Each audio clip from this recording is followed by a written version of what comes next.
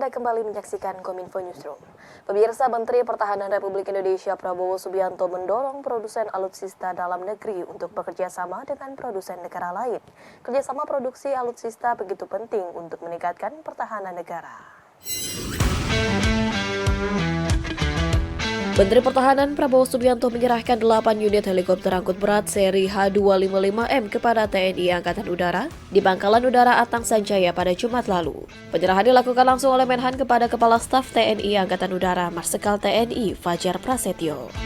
Helikopter H255M merupakan alutsista hasil kerjasama industri antara PT DI dengan Airbus Helikopter.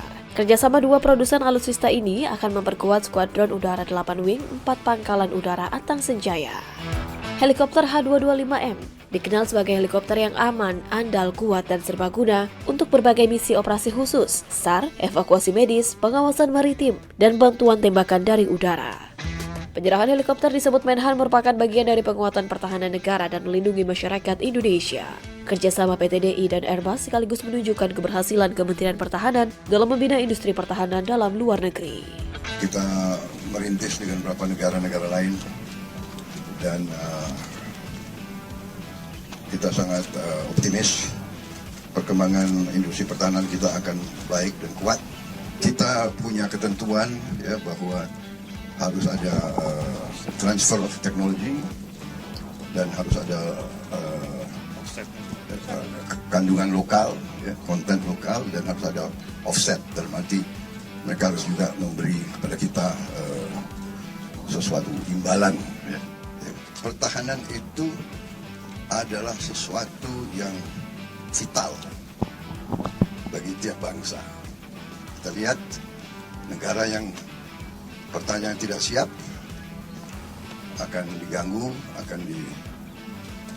yang saya katakan ya akan ditekan, akan ditindas, akan di blackmail dan sebagainya. Ini hukum alam ya. Jadi saya kira cukup jelas bahwa, dan juga saya katakan tadi, baru saya katakan alat pertahanan ini tidak bisa kita ke supermarket beli langsung ya. Ini prosesnya 3, 4, 5 tahun. Informasi lainnya pemirsa, Presiden Joko Widodo telah memerintahkan PSSI dan Kemenpora untuk menjajaki penyelenggaraan Piala Dunia U20 di tahun 2025 dan U17 untuk tahun 2025 hingga 2029. Hal tersebut dikarenakan Indonesia berhasil menunjukkan kepada dunia akan kemampuan untuk menyelenggarakan event olahraga berskala besar seperti Piala Dunia U17 yang baru saja selesai digelar di Indonesia.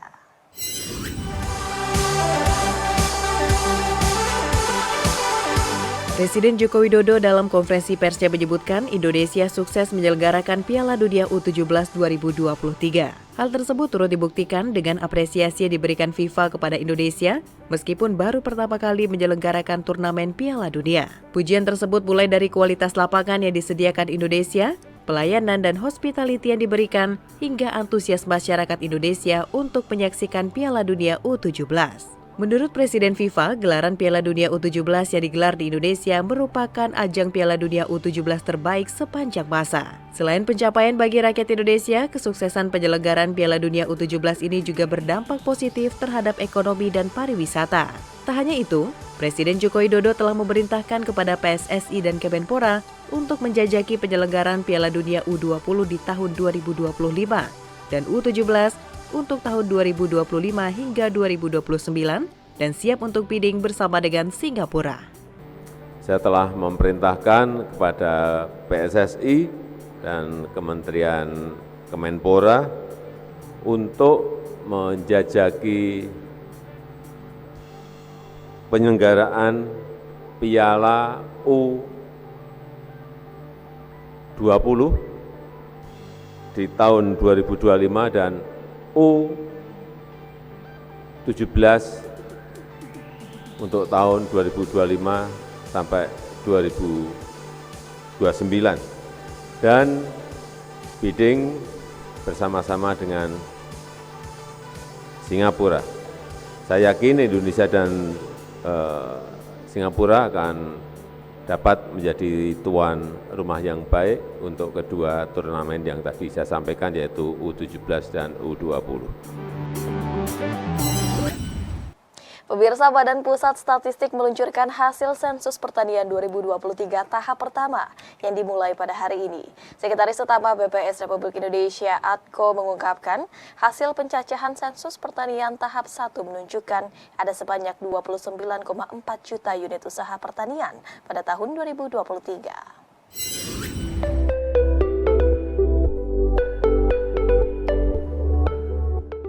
Saat ini sensus pertanian 2023 memasuki tahapan diseminasi data.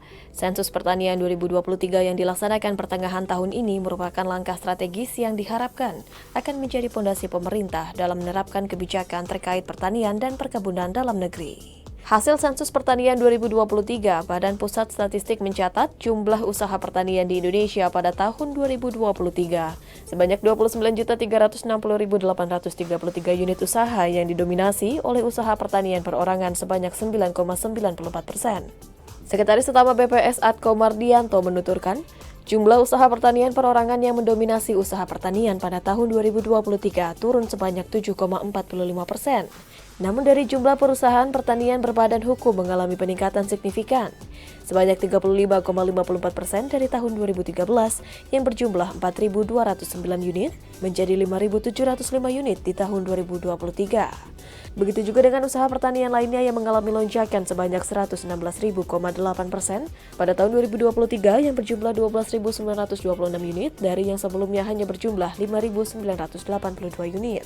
Dari yang sebelumnya hanya berjumlah 5.982 unit.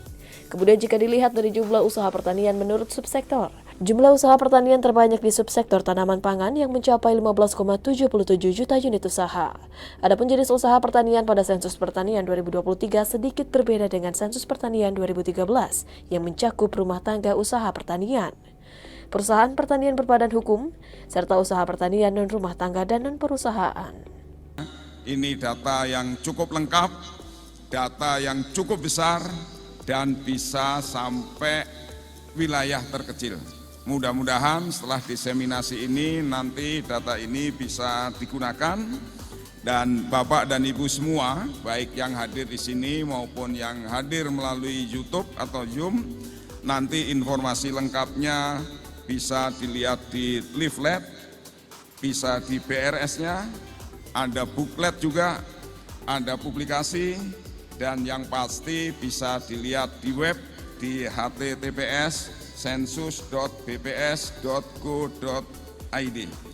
PLT Kepala BPS Amalia Dininggar yang hadir melalui virtual berharap hasil pencacahan sensus pertanian 2023 tidak berhenti dalam penyediaan data pertanian secara komprehensif, tetapi juga dapat menjadi langkah awal penyempurnaan tata kelola pertanian nasional, termasuk juga peningkatan kualitas dan desain kebijakan pembangunan sektor pertanian nasional melalui pemanfaatan hasil sensus pertanian tahun 2023 secara luas.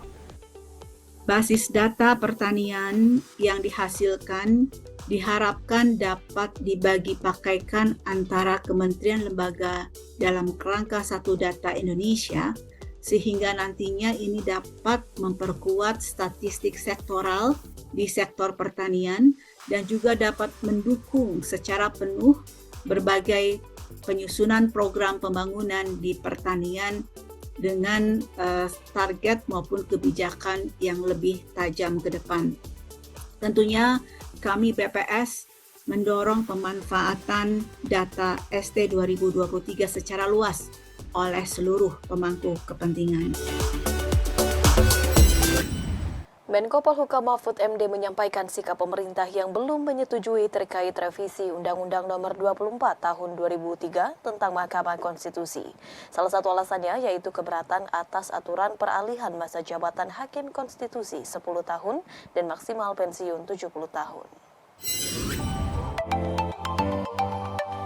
Menteri Koordinator Bidang Politik, Hukum, dan Keamanan Mahfud MD mengatakan, pemerintah belum menyetujui perubahan keempat Undang-Undang Mahkamah Konstitusi Nomor 24 Tahun 2023 tentang Mahkamah Konstitusi. Mahfud mengatakan pemerintah ingin jabatan Hakim Konstitusi yang saat ini masih menjabat dihabiskan terlebih dahulu masa jabatannya merujuk kepada surat keputusan pengangkatannya. Mahfud menyebut jika pemerintah mengikuti rancangan revisi Undang-Undang MK yang diusulkan oleh DPR, itu akan merugikan hakim yang sedang menjabat. Menurutnya hal itu tidak sesuai dengan prinsip hukum transisional. Artinya dihabiskan dulu masa yang kedua itu. pun bagi yang sudah lebih dari 10 tahun tetapi sekarang masih menjabat, ya kita usulkan agar sampai habis 5 tahun sesuai SK terakhir kapan gitu. Nah, kita usul bertahan di situ karena itu lebih adil berdasar hukum transisional.